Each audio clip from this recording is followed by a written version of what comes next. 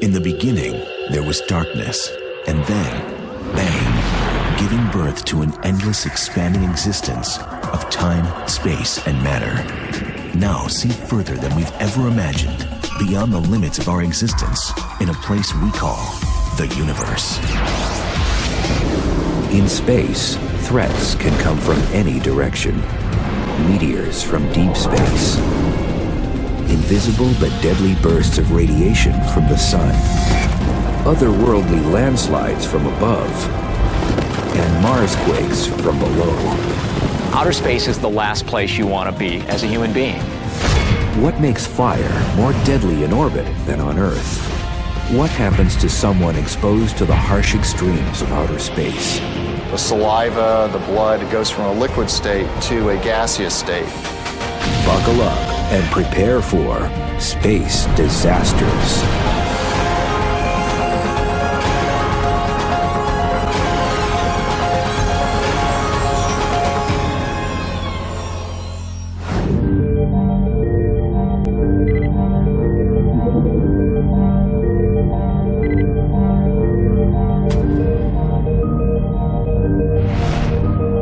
The year is 2030.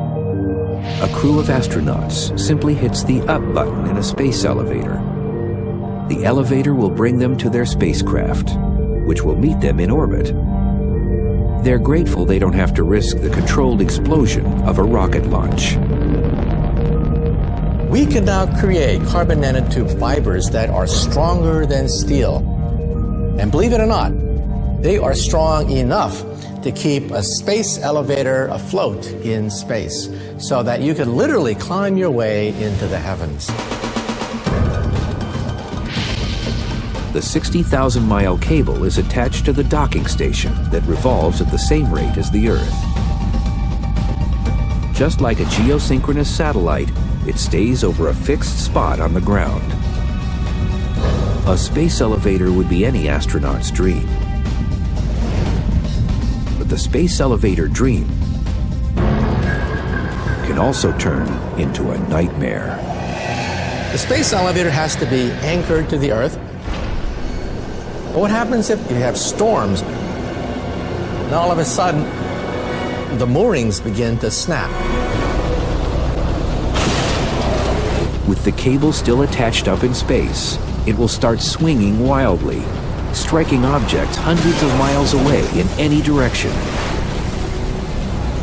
It's also possible that some type of guidance computer or thruster problem could knock the platform in space off course, snapping the cable at the top.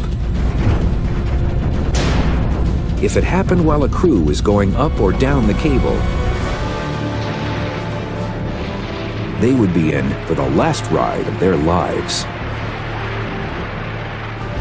And the 60,000 miles of cable hurtling toward Earth is long enough to wrap itself around the planet almost 3 times at the equator, creating havoc over a wide area. It would be not only disastrous and dangerous for the people involved, the kinetic energy of something like that whipping through the atmosphere would be a menace to navigation. So it's going to have an inherent danger in it that any human system has. This is just one of many potential disasters facing future space explorers.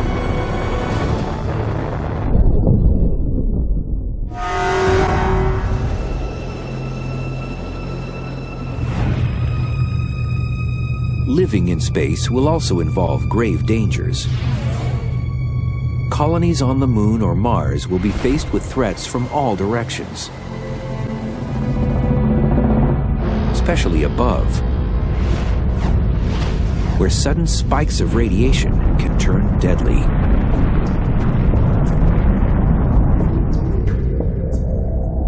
If we were walking around on the surface of the Moon, I would say our number one concern should be solar flare. The sun erupts. The protons coming from that flare could kill an astronaut. There have been several flares over the last couple decades, which if we had had astronauts on the Moon just walking around in a spacesuit would have been lethal for them. On Earth, we're protected from most radiation. Earth's atmosphere and magnetic field are like a protective fence, letting only a fraction of particles through. On the Moon and Mars, you are directly in the firing line. The Moon has no atmosphere or magnetic field. Mars has very little atmosphere and only weak localized magnetic fields. NASA takes the solar flare threat seriously because it has already come close to killing Apollo astronauts. The Apollo lunar landing crews were quite fortunate. In 1972, in August, there was a major solar flare. There was what they call the Great Solar Storm that happened to just take place in between the Apollo 16 mission in April and the Apollo 17 mission in December of that year. Had that occurred while there was a crew on the surface of the moon, they would have been dead. The effects would be similar to certain people who died in Hiroshima and Nagasaki, those who were not killed in the initial blast, but were overwhelmed by the extreme radiation dosage within several seconds. An astronaut caught in that situation will have little time to react. A flood of deadly particles penetrates the body, killing all of the astronaut's cells in a few brief moments. So it's no surprise that space colonists will need to be constantly on alert. We're going to need weather reports, but they're going to be space weather reports. We're going to need satellites monitoring the sun, giving us advance warning of flares. The light from the sun takes only 8 minutes to reach the moon. Coming behind it would be the particles, the lethal radiation. You'd have minutes, half an hour, that sort of time frame before you wanted to really be in a shelter. Such a storm might last for a couple days. One option for protection is living underground. But don't let the barren terrain fool you. The Moon and Mars are still active bodies where natural disasters like those seen on Earth can strike.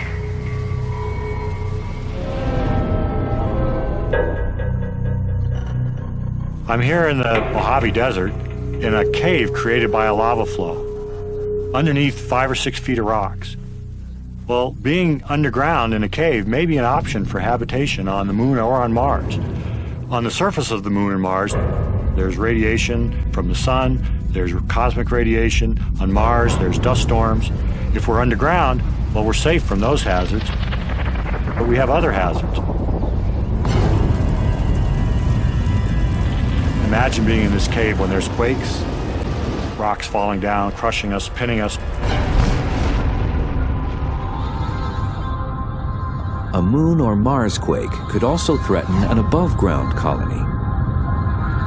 The Moon and Mars don't have tectonic plates like the ones that cause most of Earth's quakes and volcanic eruptions, and there are no signs of active volcanoes. But the Moon and Mars do have hot cores. So as the pressure from that heat heads to the surface, the shaking starts. And where there's quakes, there's often another disaster. Just recently, we've seen a landslide occurring on Mars. It was captured with the cameras in orbit. So we know this does happen. And that can be hard to predict. We might put our base someplace which appears perfectly safe, and then a few years later realize that there's a landslide hazard. Scientists are still unsure what started the 2008 landslide near the North Pole of Mars. It was in an icy area, and researchers believe most of the slide material was ice. That's just the type of place a colony might be located to take advantage of converting the ice to drinkable water.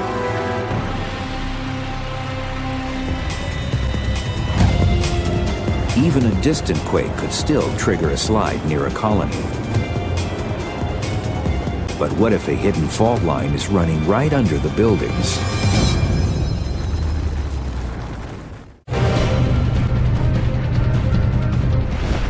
In the future, space colonists living on the Moon or Mars will have plenty of threats to deal with,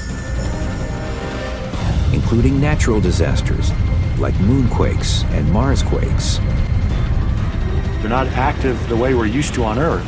They're active in different ways, and there may be unexpected ways that they could cause problems for us.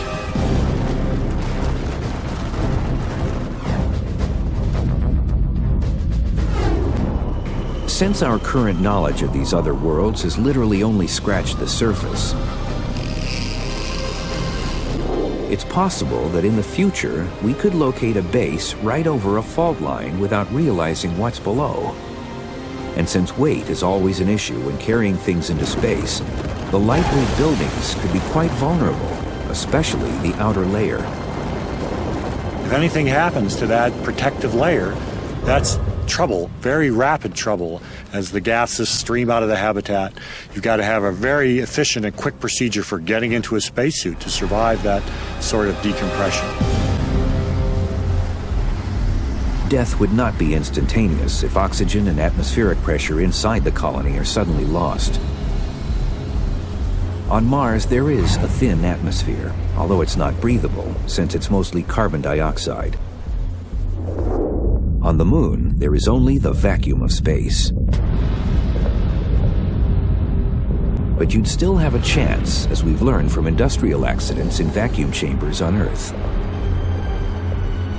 Exposure for maybe a minute or so is survivable. Now, if you stay in a vacuum long enough, there's not enough oxygen, so nitrogen that's saturated in your blood and your tissues comes out of solution and causes bubbles. That's decompression sickness. And also, if you hold your breath, you can get what they call pulmonary overinflation, and your lung ruptures into your bloodstream, and that's called an embolism. So there's multiple factors that can result in death from exposure to the vacuum of space.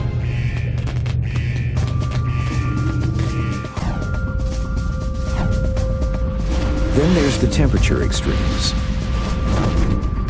Temperatures on the Moon go from a high of about 240 degrees Fahrenheit down to around 290 below. Mars can get just as cold. Although you could get lucky and have a nice 70-degree summer day. But without a breathable atmosphere, going outside without a spacesuit is still a very bad idea.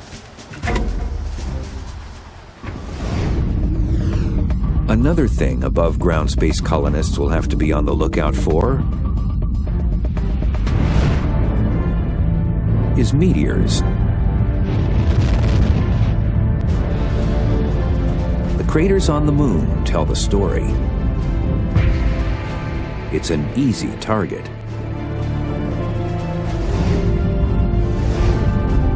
We're relatively comfortable down here underneath these layers of protection. We've got a thick atmosphere which absorbs and burns up meteorites. We go to the Moon, nothing. There's no thick atmosphere. We are exposed to everything that space is throwing at us. We go to Mars, there's a thin atmosphere, but it's not anywhere near as good as the Earth's. Again, we're exposed to what's coming in from space.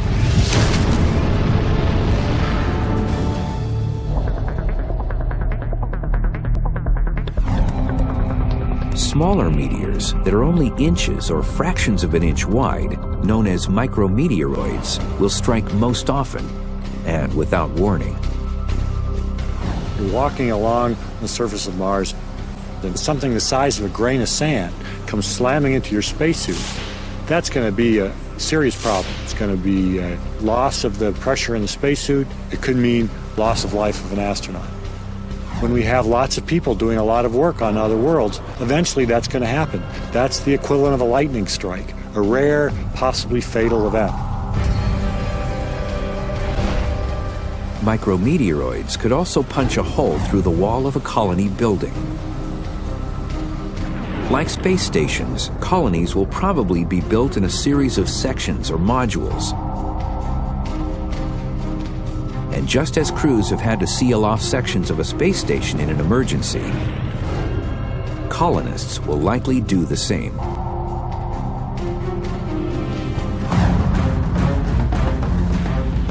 Large meteors will hopefully be tracked, so the colonists will know they're coming. But evacuation might not do any good. A nearby strike would still send out a deadly shockwave for miles. A 10-foot wide meteor hits with the explosive equivalent of 6,000 to 8,000 tons of TNT. Flying debris could also damage colony buildings beyond repair. And anything approaching a direct hit, there'll be little evidence that the colonists were ever there.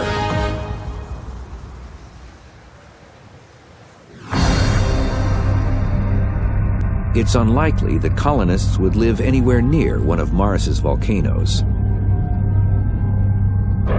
And the moon probably hasn't seen volcanic activity in the last few billion years.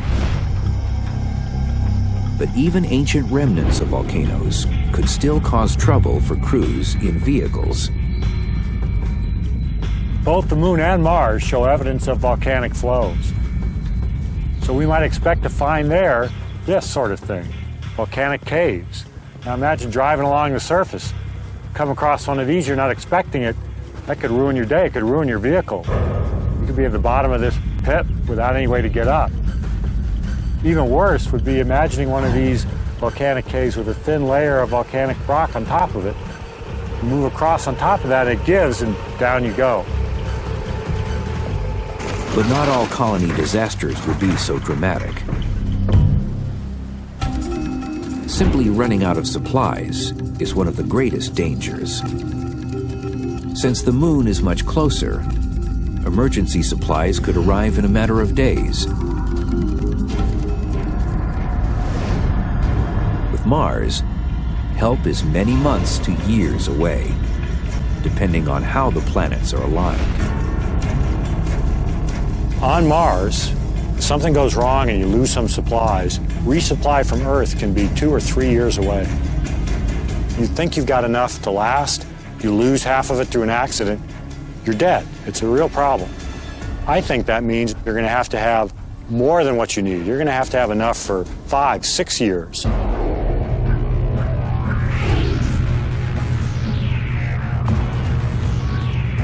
Living in space much closer to home, on space stations and longer shuttle flights, has already taught us a lot about the dangers of space.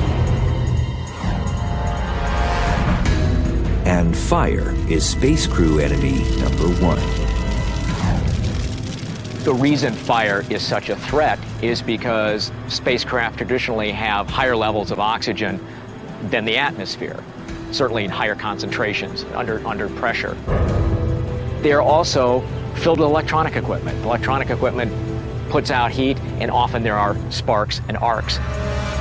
It's a bad combination. Luckily, designers have made it easier for crews to put out fires where all of those miles of wire lurk behind the control panels. This is a mock-up of the Space Shuttle flight deck that we use for training of crews. If you look at the various panels we have, you will see small holes like this at various locations around it. And these are for fire extinguishers, so that if there is a fire behind one of these panels, you can put an extinguisher in there to extinguish the fire. Andrew Thomas knows a thing or two about fires in space. While on the Mir space station in 1998, a fire suddenly broke out. All the smoke was pumped right out into the cabin.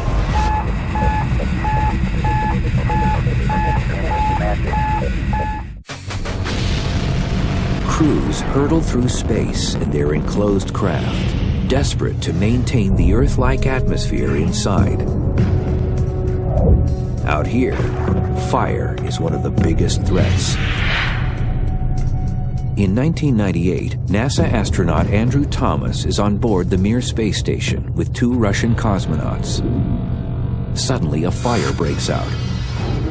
Ironically, the fire starts while cleaning what's known as an air scrubber, one of the filters designed to remove exhaled carbon dioxide and other toxins from the space crew's environment. All the smoke was pumped right out into the cabin, and so all of a sudden the cabin in one part of the space station just became thick with a pall of smoke. And of course, all the air handlers then moved all that smoke around the spacecraft. So within about 2 hours, the entire spacecraft was completely filled with smoke. So we had to just wait for the air handlers to scrub all of this contamination out. And that took about 2 days. And we all manifested symptoms of the toxicity of that environment. When there's a lot of carbon monoxide at those levels, you have nausea, a certain amount of confusion, invariably a headache because you're oxygen deprived. It's just a very uncomfortable feeling. The dangers of fire in space go beyond the fact that you can't open a window or call the fire department. Fire actually behaves differently inside a spacecraft in zero gravity. What we are seeing is a candle flame. The bottom one is a candle in normal gravity. And as you can see, the flame moves up because buoyancy pushes the hot gases around the flame up. The top photograph is the same candle, but in the absence of gravity. Columbia Space Park for the module. A mist burn will be initiated here in about 15 seconds. The hot gases don't move up, and what you have is a spherical flame. There's the flame. So here's the initial light off for combustion module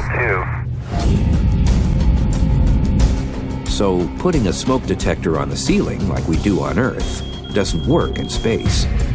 Instead, detectors are located next to small suction devices that draw air and any smoke or other toxins toward the detector.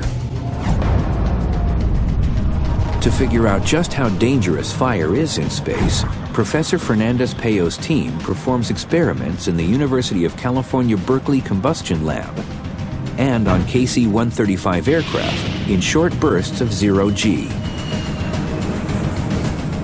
In theory, fires in zero gravity should be less intense because the hot gases don't rise, which means cool air isn't drawn in at the base to keep feeding the flames. But they're finding that the reality inside a spacecraft is more dangerous. Air conditioning systems create small air currents. Those currents bring fresh air, or in this case, fuel, to the fire. At the same time, the low airflow and lack of gravity don't remove the heat as quickly as on Earth. The result?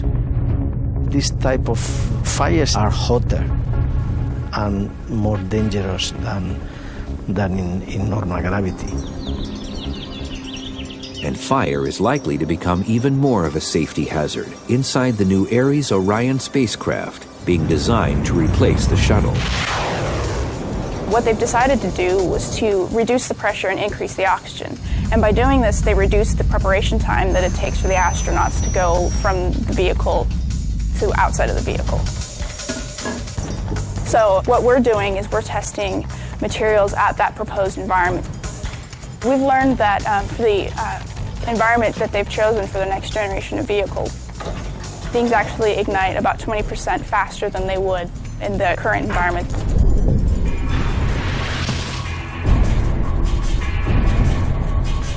The combination of high oxygen content and low airflow means just about anything can catch fire, even metal.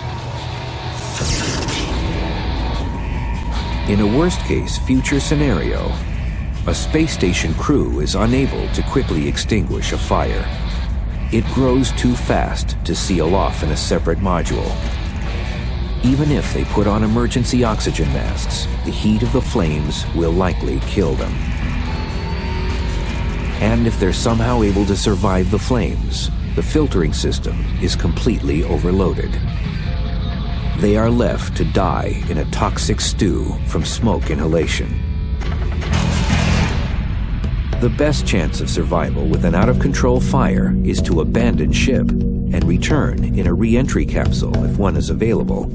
That was the key to the survival of the crew of Apollo 13. April 11th, 1970, the three-man crew launches into space. 2 days later, on their way to the moon, an oxygen tank suddenly explodes. The explosion causes a substantial loss of oxygen and damages the service module's electrical system. The crew is forced to live in the cramped lunar capsule. Apollo 13 is the classic case of the failure that doesn't kill you. It happened at the right time. It happened when they were on their way to the moon, so they could use the lunar module as a lifeboat and get back to Earth. Had the same problem occurred after the lunar landing, when Lovell, Swigert, and Hayes were on their way back to Earth, there would have been nothing they could do. They would have been dead.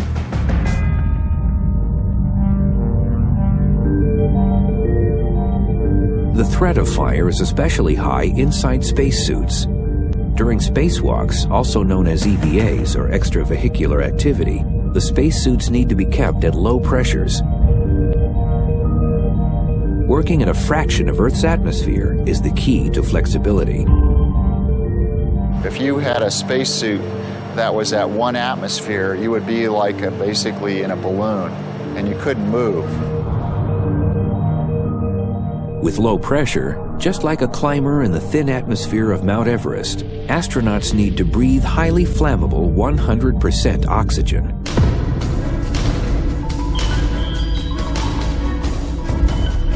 This is an arm from the spacesuit. It was burned up in a fire in 1980 at Johnson Space Center. Just doing some checkout tests, pressurizing the system with the 2 different oxygen sources. And when this fire occurred, it was, quite a shock. People were standing nearby it, and someone was supposed to be in the suit the next day for a manned test, and it could have been a fatal fire. Even as it is, this suit is worth, at the time, $3.1 million. And it also took NASA $20 million to recover from this fire in terms of redesigning the suit. Extravehicular activity is dangerous for many other reasons as well. In fact, the world's first spacewalk almost ended in disaster. Alexei Leonov did the first spacewalk that any human did in 1965. But in the rush to accomplish that space spectacular and thereby beat the Americans, the Soviets took some shortcuts on the safety of the cosmonaut. And so he blew up like the Michelin Man. The suit became rigid. It couldn't handle the pressure differences between the breathable atmosphere inside and the vacuum of space. The problem is you've got a spacecraft in the Soyuz capsule that he was flying that's very small, and the hatch for it is even smaller. Ultimately, his response was to let a little bit of the air out and just deflate the thing enough so that he could crawl back in through the hatch. But he will tell you that to this day, that he wasn't sure he'd be able to make it. An astronaut having, like Leonov, to let the pressure out in order to be able to maneuver in it is in the same situation as a diver ascending from deep water too quickly. Nitrogen bubbles will form in your bloodstream and not only be painful, they'll kill you. And during EVAs, a simple thing such as an unsecured tether or a misfiring emergency thruster can also spell disaster. Being outside of a spacecraft on a spacewalk is the most dangerous thing an astronaut in orbit can do. One false move can be deadly, especially if that false move takes you away from the spacecraft. There was an instance on one of the Russian space stations, the Soyuz, where one of the crew members was not tethered and he was in the airlock area watching the other crew member, and he slowly started to drift out, and the other cosmonaut saw him and grabbed him. An untethered person in space without appropriate propulsion system to get back would be very, very serious. I mean, basically, you're lost at sea. Even with a propulsion system, it can fail or run out of its limited propellant supply before the astronaut reaches safety. The astronaut will simply keep floating off into space. The International Space Station is unable to chase someone down, and if the shuttle were docked, it would take too long to undock and mount a rescue. In this nightmare scenario, the astronaut will likely have several hours of oxygen remaining to contemplate the end. As long as the suit is intact, pressure will not be an issue. Either the oxygen will run out, or the system, which removes exhaled carbon dioxide, will stop working. Either way, the astronaut will suffocate and continue floating into the emptiness of space. The same micrometeoroids that can devastate space colonies also pose a lethal threat to spacewalks and entire spacecraft. Plus, in low Earth orbit, these rocky little gremlins have company: space junk. And all of these things are racing around at over 22,000 miles an hour. At these speeds, objects that are only a fraction of an inch wide can be deadly. A micrometeoroid flying through space is a lot like a golf ball flying through the air, with these differences. The micrometeoroid is much, much smaller. And because it travels at hypervelocity, it's far more destructive when it hits. If a micrometeoroid hits your spacesuit, it's going to put a hole in it. You don't have reach or the ability to patch or fix it, unless you've got a fellow astronaut right there. You're going to die. Your air is going to leak out fairly quickly. It's going to gush out. Your blood's going to boil. That's going to be it. And what causes blood to boil? Well, in space, boiling blood has nothing to do with heat. It's all about the sudden lack of atmospheric pressure. The idea that blood boils is really a misnomer. The liquid in your body goes from a liquid state to a gaseous state. There have been many tales about what happens to an unprotected person in outer space. Here's the real story. As the vacuum of space fills the spacewalker's leaking suit, the liquid parts of the tongue and eyes begin to bubble, along with all of the saliva, internal fluids, and blood. As the blood turns to gas, oxygen no longer travels to the brain, or anywhere else. The brain shuts down within about 15 seconds, leaving the victim unconscious. Soon after, the rest of the cells in the body die. Temperature extremes could also play a role, since the sunlit areas of space reach 250 degrees Fahrenheit, and the shaded areas quickly plummet to 250 degrees below zero. And just how big a hole is too big for a spacesuit? You're really asking a very small amount of material to stop a particle that could be coming in at 7 kilometers per second. You can see the entry hole from the test, and it has many, many layers, ending with what's called the bladder, and this is a pressure retaining layer. That's about a 2 to 3 millimeter hole, a 4 millimeter for an EVA suit on the soft goods. This material would be considered catastrophic. Luckily, no one in space has ever suffered this fate. Impacts can also cause trouble in sneakier ways. So NASA goes to great lengths to simulate different types of micrometeoroid damage down on Earth. Researchers inside the hypervelocity building of the White Sands Test Facility in New Mexico create impacts using compressed hydrogen gas guns. These guns definitely bring the heat, shooting objects up to 19,000 miles per hour at shuttle and space station parts to assess the damage. At that velocity, you can get from Los Angeles to New York in about 8 minutes. The testing that we're going to perform today is on an International Space Station handle that the astronauts use on the outside of the space station in order to transverse around the space station safely. Several astronauts have cut their gloves severely. This is a great concern to NASA because when they design the space station, they are very careful to eliminate all sharp edges because you don't want something snagging the astronaut spacesuits and creating a hole and ending a mission. Technicians mount the handle in the target chamber, place the tiny 1/32 of an inch wide projectile within a holder that will disintegrate once fired, then add gunpowder to the breech. We take gunpowder and propel a piston which compresses hydrogen gas up to about 100,000 psi. It's that highly compressed gas that accelerates the projectiles from 0 to 19,000 miles per hour. We use 3 different types of cameras. One takes a snapshot, another one takes a film, and the third type is a digital camera, which takes 16 frames at 200 million frames per second.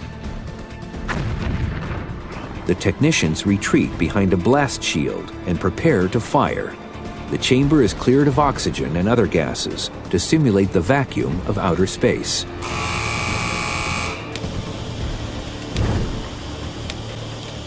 Now, the moment of truth. How much damage did this simulated micrometeoroid cause?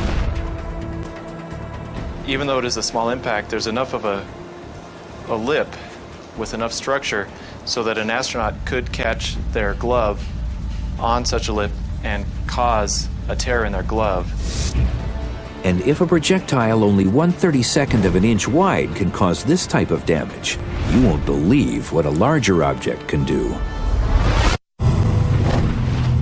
At the NASA White Sands Test Facility in New Mexico, researchers load small projectiles into huge guns. The projectiles simulate micrometeoroids and space junk. They slam into spacecraft parts at up to 19,000 miles an hour, creating disasters on Earth to better understand disasters in space. At such incredibly high speeds, a very small object can cause very big trouble. I'm standing inside of our largest target chamber of our 1-inch gun. The gun is 175 feet long and can launch up to a 3/4 inch size projectile. I'm holding a target that was impacted with a 5/8 inch projectile, and as you can see, this is the entry hole, and it went all the way through the test article. An impact of this size would be a catastrophic event in space.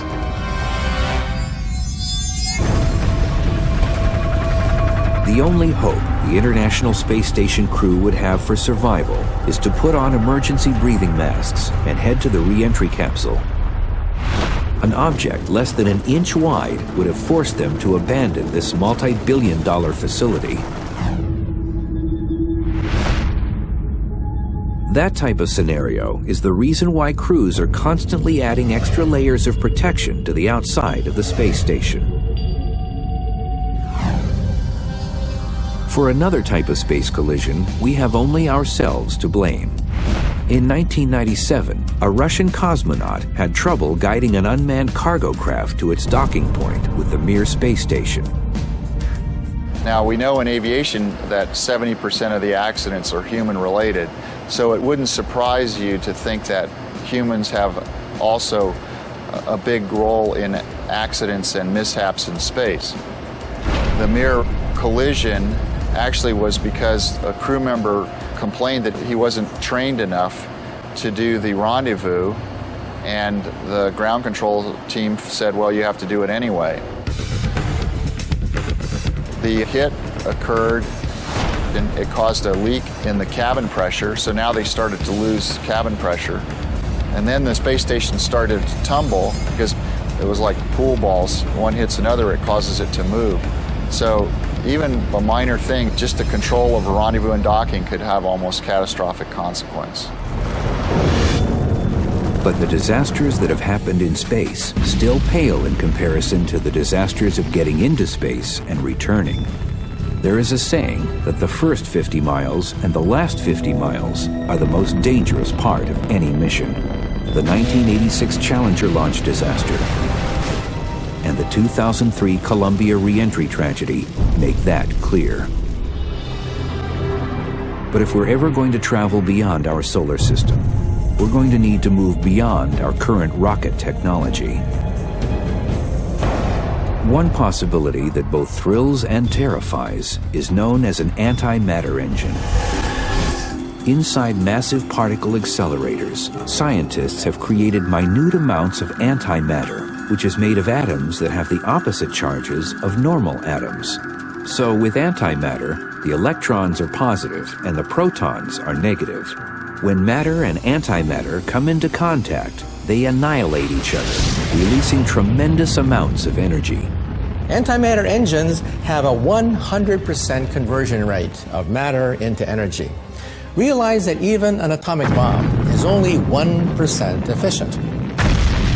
only 1% of the mass of an atomic bomb is converted to energy.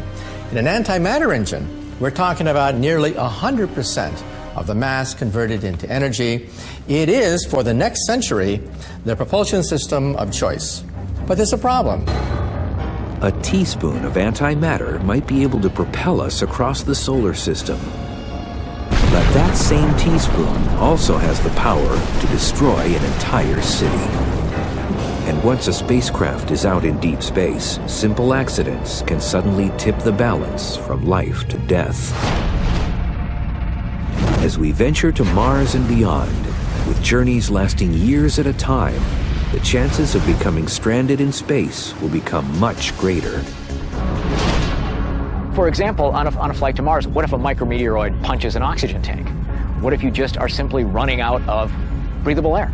There is nothing you can do. You can die graciously is what you can do, however long it takes. Another source of disasters, especially with journeys measured in years, is something that many people overlook.